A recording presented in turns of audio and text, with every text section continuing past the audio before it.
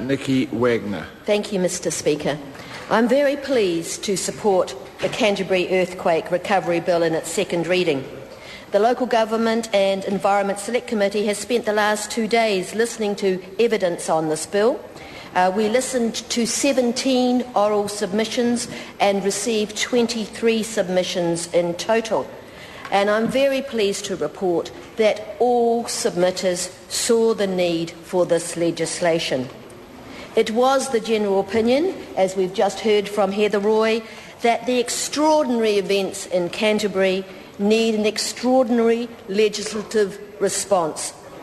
As the New Zealand Law Society said, the Canterbury earthquakes and their aftermath justify some sort of emergency legislation to facilitate the speedy restoration of the region.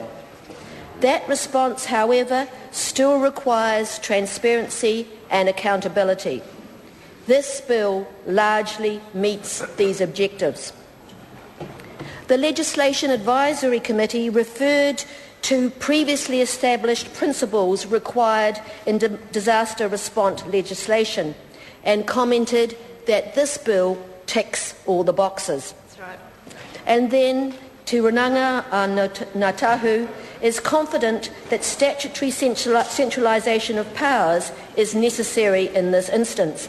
They said that international experience in recovering from natural disaster demonstrates the need for dedicated leadership, clear distribution of responsibilities between entities, clear accountabilities to the people and business of Christchurch, funding and resources from central government.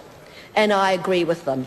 There is no doubt that the people of Christchurch want to get on with recovery from the last 3 earthquakes as quickly as possible, and the powers of Sarah are there to help us achieve that.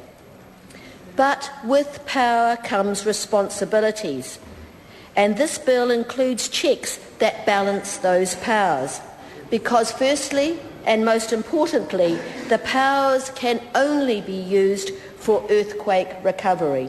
Only be used for earthquake recovery. Also, the Minister is fully accountable to Parliament, and that means all parties in this House. He has to report every 3 months, and every year the whole SARA organisation has to be reviewed. There is the Audit and Council Review Panel, chaired by a retired High Court judge, the Community Forum and the Cross-Party Forum. Plus, every Christchurch and Canterbury person has their democratic right to speak out, personally or in the media, to hold the Minister to account and to hold Sarah to account. And Cantabrians are well known for their robust, passionate debate on anything and everything. So, in this extraordinary situation, the bill grants extraordinary powers, but they are not unchecked. Furthermore, it was noted by the Law Society that the previous legislation put in place after September 4 has not been abused. There is no reason to think that it will be this time. Many groups have spoken about the need for public consultation, or rather public engagement. That is, the public of Christchurch being involved in the decision-making, and those of us who live in the area know that people of our communities are very keen to contribute. They want to contribute all their ideas to the rebuild. This is our home, and this is with the opportunity to rebuild it better, to rebuild it safer, and to rebuild it more beautifully. We all want to have part in that process. The Minister is very aware for this need. He told us just last night while giving evidence that if we're going to achieve anything in Christchurch and Canterbury, the people have to be on board. People want and need the rebuilds, and Sarah will help that happen. All the work of Sarah is being done in partnership with the existing democratically elected councils and community boards, and the CBD recovery plan must be notified publicly. I've lived in Christchurch and in Canterbury all my life. Right now, all my energy, like the government's, is focused on rebuilding the city that I know and love.